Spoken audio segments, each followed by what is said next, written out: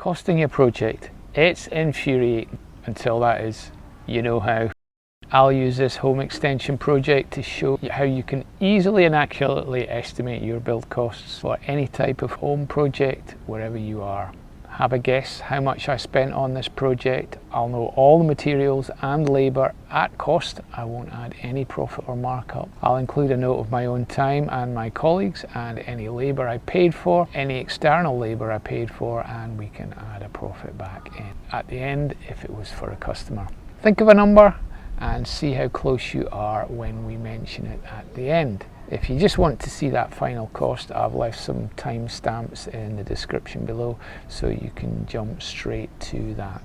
Accurate costing can only be done if and when you are in a position to commit to pull together all your thoughts into a detailed design where you've chosen your kitchen layout, your bathroom and your cloakroom ensuite, whatever it is that you've got that you're adding in there, your doors, your windows and all your finishes. And that means creating drawings and schedules, at least to this standard. You may not have chosen the exact ranges and specifications, but you will know the quantities of the various elements, and that's the key thing. You're wasting your own time if you think anyone can put a price on your ideas without this info. But this is about how most small builders will probably cost your projects and hopefully will prevent those impending heart attacks by forewarning you about what your financial outlay is going to be in a far more accurate way than any useless floor area estimate. It's quotes you need, not estimates, since quotes are fixed and can only change when extra work is added and itemised. Back to the example in hand, and I start with itemised materials, a massive big shopping list, and in order to organise that I use something like Google Sheets, free to use.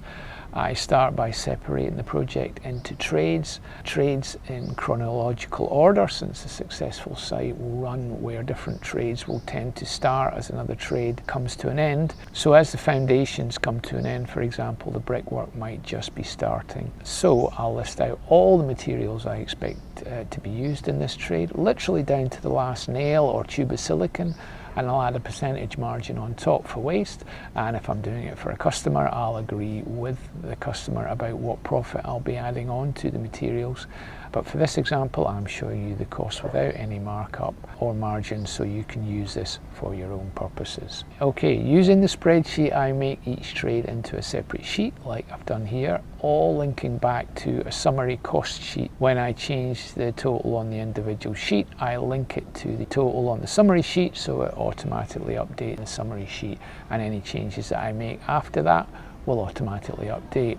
Here we've got the site set up, and there's a cost involved in that in case you didn't know. We use skips on site, which we pay in advance. We might need a portaloo, drawings printed. We need to protect the materials, and we need to think about site security. There will be insurance to consider, especially if you've got significant demolitions. I'll need to allow for all the overheads of the job, such as petrol, diesel, coffee and tea. Then we've got the work itself starting, and in this case we're choosing to do the foundations before the demolitions. Here's the material costs for that. There was about 4 cube of concrete, some roughing timbers for temporary works, and some higher costs for the mini digger. Pretty cheap actually, but remember, I'm not including my own labour at this point. We'll go back to that after the material costs. I made a pretty detailed video about setting out digging trenches and how to pour your concrete, so check those links out. This is definitely something you can do, and you can save yourself an awful lot of cash since all the labour you'll be saving. Now let's look at the costs for the demolitions. Again, cheap as chips. It's just the skips, which is the biggie. Some higher costs in there for the props and a few power tools I don't use very often, and so I'll hire. And it's another job you can do, as it's labour intensive, so you're going to save yourself a lot of money. Now I'm nearly done. Now brickwork will happen in 2 stages, built off foundations up to DPC level for the below ground floor, and then above for things like facing brick and such.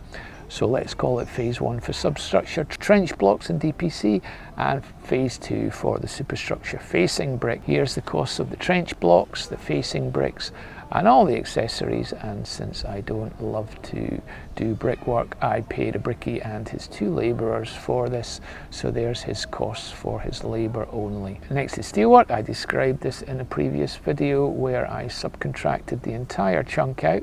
I could have just bought the steel and assembled it myself, and I have done that plenty of times before, but some tasks are just better left to the experts, and I just figured that due to the size and weight of the steel, this was one of those occasions. Here's his quote, and you can see my other video about what I sent to the fabricator and how it was installed, and this is one of the more expensive parts of the job. On to first fix, and starting with joinery. I think I explained my reasoning for opting for a timber frame with this brick outer leaf in another video, and the thing about timber frame is you can get it up so quickly, and it's a great feeling to see the project taking shape.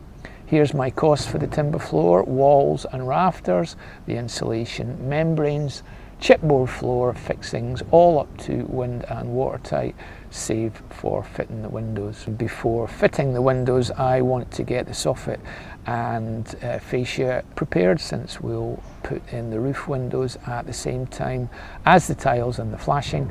So here's the roofing costs. And this one I used fairly pricey clay pan tiles here, but I think they're worth it. They are so beautiful and rich in colour, and you can see my video of how I did it and how simple I think these preformed products are for the well-informed novice to do the roofing themselves. Concrete tiles will be way cheaper, but personally I think they're ugly and won't add much value to your house. Now, I was faced with a 12-week wait for a roofer, so it was a no-brainer to do the roofing myself anyway. You can see I've included for all the sundry accessories such as roof fixings and flashings, along with the guttering, fascia and soffit. And most decent roofing manufacturers have a technical department who will help you prepare your own roof breakdown with the exact quantity of tiles, fixings, vents, flashings and such, so you should be good to go. Just send them your drawings with the pitch and dimensions and they'll do it all for you. Now, still on the first fix, it's drainage, heating, plumbing and electrics. Definitely a job for the self-builder homeowner, provided you've got someone to certify any gas work and electrical test at the end. You'll need copper and plastic piping and their connectors, soil and waste drain pipes, pipe insulation, and don't forget the clips for all the diameters. And when I'm inspecting, as a side note, the first thing I'll look at is how the pipe work has been clipped, and I can always tell if I'm looking at a botched job just from seeing how they've clipped and supported the pipe work. So a tip for you is to focus on setting out your pipe clips and supports, and then the pipe work will take care of itself. Now, for electrical, you'll have differing diameter twin and earth cables for lighting. Here it's 1mm. Sockets, I've used 2.5mm. Any high wattage stuff such as induction hobs, cookers, I'll usually use 10mm, although 6mm can be fine as well, depending on the distances and so on. I'm using 3-core 1mm off the light circuit for any smoke detection, along with the multi-way switching, extract fans, and then I've got the clips to consider, the earthing and the consumer unit accessories that I'm sure I'll get round to talking about in a forthcoming video. Now, here's the quote for the windows and screens, and always a big ticket item. These are timber frames and low E glass from Scandinavia with aluminium protectors, so they are pretty expensive. UPVC windows will be maybe half the price, but lower quality, and personally I'd hate looking at those chunky, ugly plastic frames for years afterwards, but we pay our money and take our choice. You can install windows yourself, but you'll definitely need another person or two for these sizes due to the weight, and you'll need suitable frame fixings, packers and shims, and some glass lifters.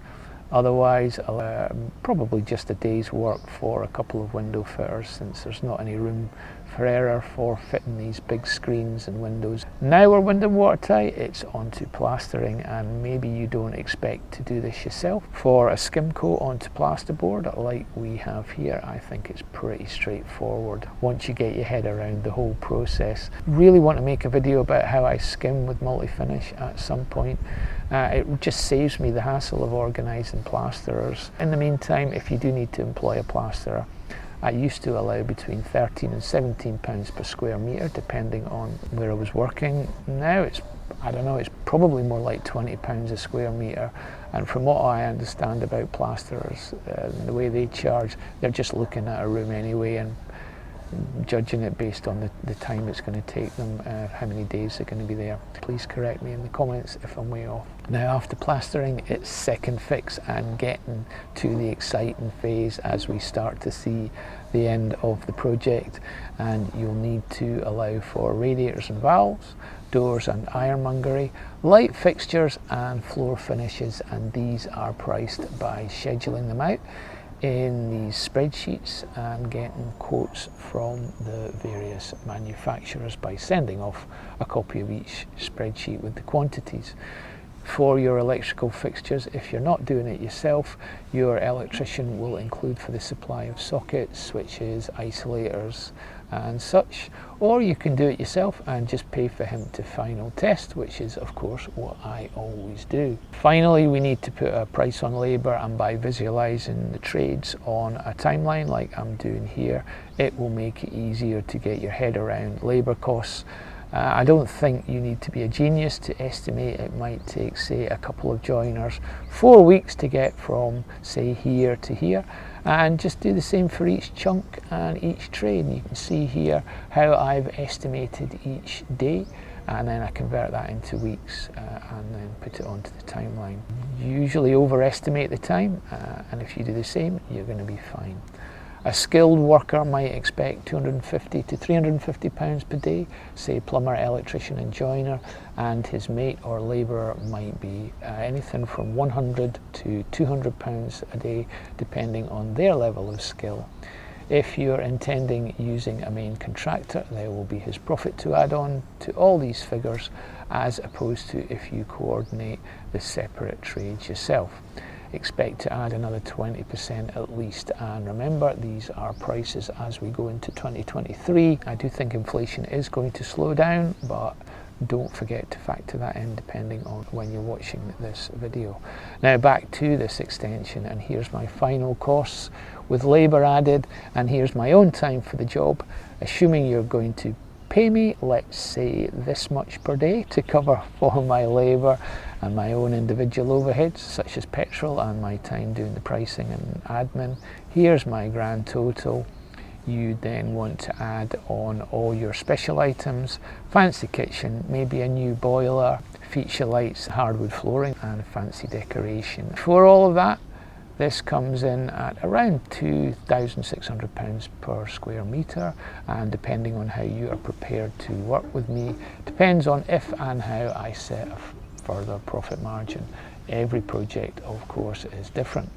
This is the way I price these small home build projects, and as far as I'm concerned, it's the only way to do it accurately. Stay away from quantity surveyors and estimators on small projects like this with square metre pricing.